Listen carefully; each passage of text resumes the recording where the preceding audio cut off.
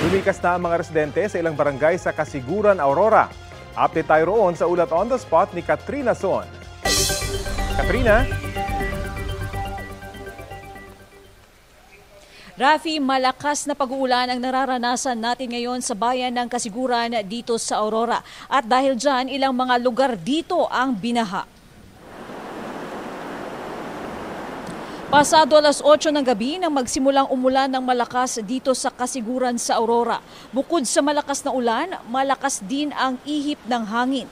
Kaya naman kahit gabi na ay tuloy-tuloy ang pagdating ng mga lumilikas sa mga evacuation sites. As of 6 a.m. kanina, umabot na sa 22 out of 24 barangays ng Kasiguran ang lumikas. Umabot ito sa 503 families o 1,525 individuals. May 342 families naman o 115 individuals na outside evacuation o yung mga nakitulog o nakituloy na muna sa mga kamag-anak o kakilala.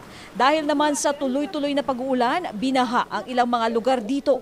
Kasama na riyan ang Barangay Marikit, Barangay Tinib at Barangay Calyantes, Purok 5. Dito, pinili ng ilang mga residente na manatili na muna sa kanilang mga bahay.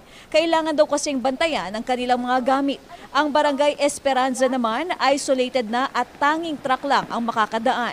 Abot bewang kasi ang baha sa mga kalsada rito. Kaya naman sila ang unang dinalhan ng mga relief goods. Ang mga palayan dito nagmistulan ng ilog.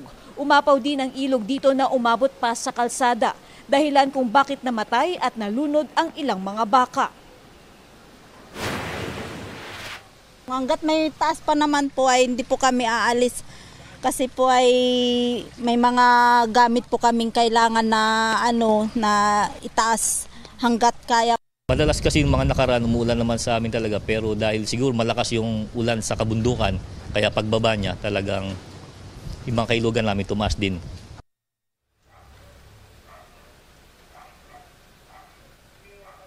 Rafi, panawagan naman ng MDRRMO dito na wag daw sana muna umuwi ang mga evacuees o mga lumikas sa kanilang mga bahay, lalo na doon sa mga matataas ang baha dahil may posibilidad daw na mas tumaas pa ang baha rito mamaya. Rafi?